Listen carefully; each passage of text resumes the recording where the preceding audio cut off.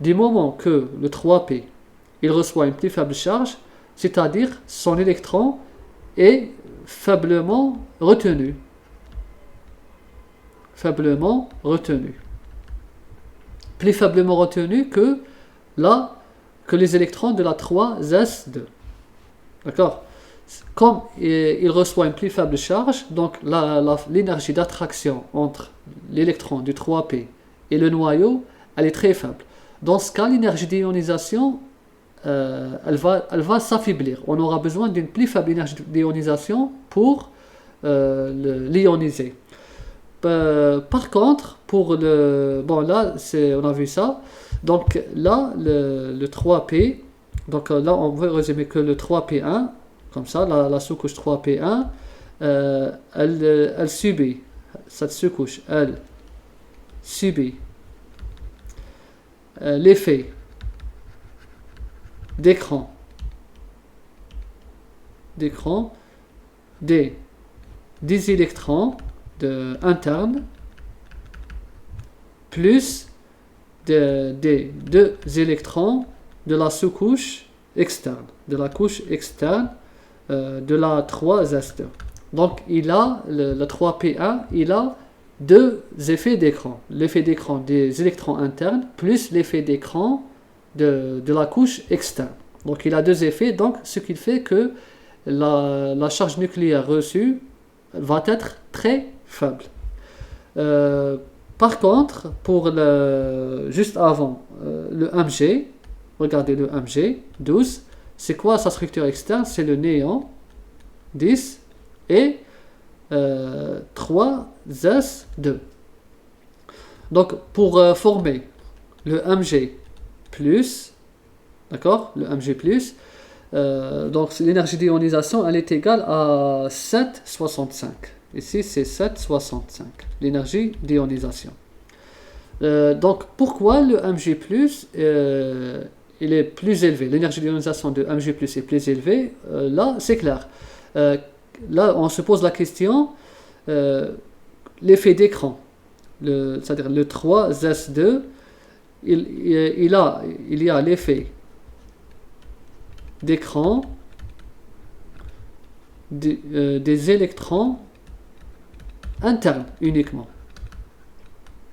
Internes, c'est les 10 électrons.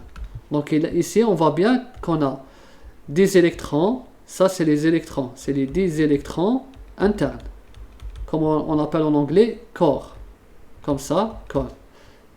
Donc les électrons le cœur, c'est-à-dire le cœur de cet atome, il a 10 électrons. Ces 10 électrons, ils vont faire un écran sur les 3s. Donc ici, le 3s2, l'électron sur la sous-couche 3s, il va subir l'effet d'écran des 10 électrons internes seulement. D'accord? Il n'y a pas un second effet. Donc, dans l'électron, dans le Mg, il subit un seul effet d'écran. Dans l'atome d'aluminium, il subit deux effets d'écran. Là, on a deux effets d'écran. Vous voyez la différence? Dans l'aluminium, il y a l'effet d'écran des électrons internes plus l'effet d'écran des électrons externes, de la couche externe. Par contre, le magnésium, il subit l'effet d'écran des électrons internes uniquement. Il n'y a les électrons externes, ici dans la sous-couche 3s2, c'est-à-dire là on a un S1 et un S1, les deux c'est similaire. Cet électron ne fait pas écran sur l'autre électron de la sous-couche S. La sous-couche S, elle fait écran sur la sous-couche P. D'accord? L'inverse, c'est faux, il n'y a pas d'inverse. Dans la même sous-couche, il n'y a pas d'effet d'écran. On a remarqué que la sous-couche S, dans la couche externe, la sous-couche S, elle fait toujours écran sur la sous-couche P. On dit aussi que les électrons de P sont blindés. Là, c'est l'effet, on dit blindé ou bien l'effet d'écran. Donc voilà l'explication pourquoi l'énergie d'ionisation de l'aluminium est plus faible que l'énergie d'ionisation de Mg. Ensuite, on va remonter. Là, on va remonter. Donc la bombe là, c'est plutôt ça.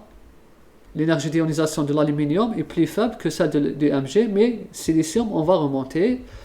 Et ensuite, on a une deuxième anomalie, la voici.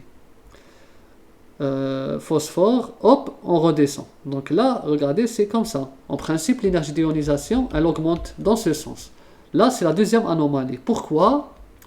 Le phosphore, il a une énergie d'ionisation, plutôt le soufre, il a une énergie d'ionisation plus faible que celle du phosphore.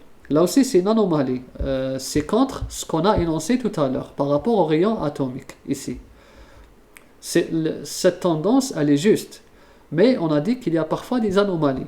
On va expliquer pour la deuxième pourquoi le soufre, il a une énergie d'ionisation plus forte, plus faible que celle du phosphore. On commence le soufre 16, donc c'est le néon 10. Ensuite, 3s2 et 3pi4. Voilà. On va voir selon la règle de Hund. La sous-couche ou bien la couche externe est de cette forme. 1, 2 et comme ça. 1, 2, 3. Bon, je vais faire comme ça. 4.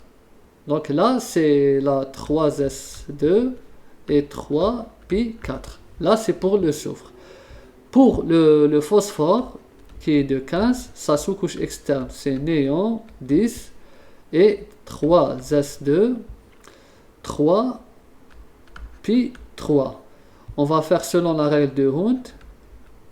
3s2 et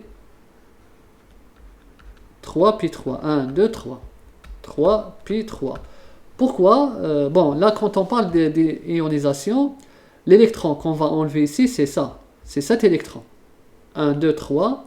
On enlève le dernier électron qui a rempli la sous-couche pi. Dans Hund, on remplit d'abord le maximum de cases, donc on remplit la première, la deuxième, la troisième, et on revient vers la première, et on fait l'antiparallèle, le S moins 1 demi. Donc voici le dernier électron qui se remplit, et là, c'est ça le dernier électron. Donc ici, le phosphore plus, il aura 7 sous-couches externes. Ici, le soufre plus, il aura 7 sous-couches externes. 1, 2, 3.